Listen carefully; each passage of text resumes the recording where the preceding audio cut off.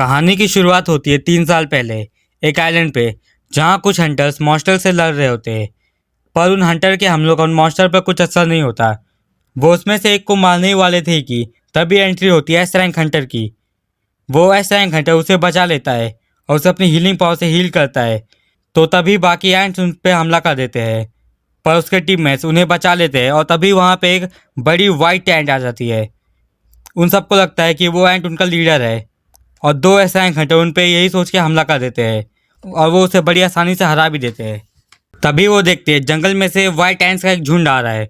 तभी वो दोनों पावरफुल फॉर्म में आते हैं और उनका सफाया कर देते हैं।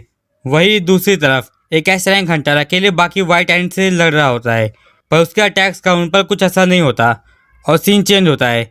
हम देखते हैं 10 साल पहले का सीन, जहाँ दुनिया भर में अलग अलग डायमेंशंस के पोर्टल ओपन हो रहे थे, जिसमें से कई प्रकार के मॉन्स्टर्स बाहर आ रहे थे जिन पर ह्यूमन वेपन्स का कुछ असर नहीं हो रहा था।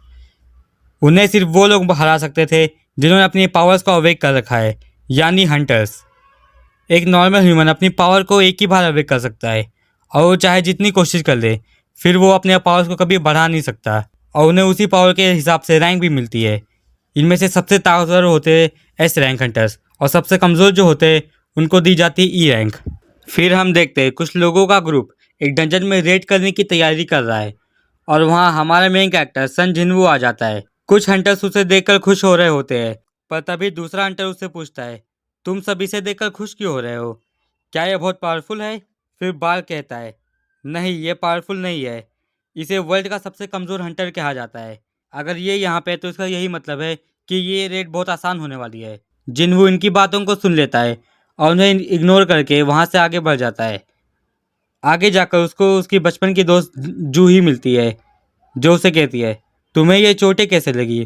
तो जिन्नू कहता है, मैं एक ई रैंक पोर्टल में गया था जहाँ मुझे ये चोटें लगी। फिर सब पोर्टल के अंदर जाते हैं और अपने सामने आने वाले हर मॉन्स्टर से लड़ते हैं और वहाँ जिन्नू मुश्किल से एक गॉब्लिन को हरा देता है।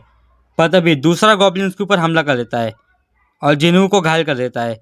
पर बार्क उससे आके बचा लेता है और जूही से कहता है उसे अपनी हीलिंग पावर्स की मदद से हील करे। फिर जूही संजीनू को हील करती है और वो सब डंजन में आगे बढ़ते हैं। आगे बढ़ने के बाद उन्हें एक और पोर्टल मिलता है। पहले वो सब डिसाइड करते हैं कि इसके बारे में ऑफिशियल्स को रिपोर्ट करें। फिर वो सोचते हैं ये तो बस एक ई रैंक पोर्टल है, हम इसे आसानी से क्लियर कर सकते हैं। और यही सोच के वो सब पोर्टल के अंदर चले जाते हैं। और फिर हम देखते हैं कुछ लोगों को उनकी पावर के हिसाब से रैंक दी जा रही है और गिल्ड के ओनर्स उन्हें अपने गिल्ड में आने का इन्विटेशन दे रहे हैं। और सीन चेंज होता है। हम देखते हैं जिन्वू और उसके टीममेट्स उस पोर्टल के अंदर चले जाते हैं, ये बात से अनजान कि अंदर उनकी मौत उसका इंतज़ार कर रही है।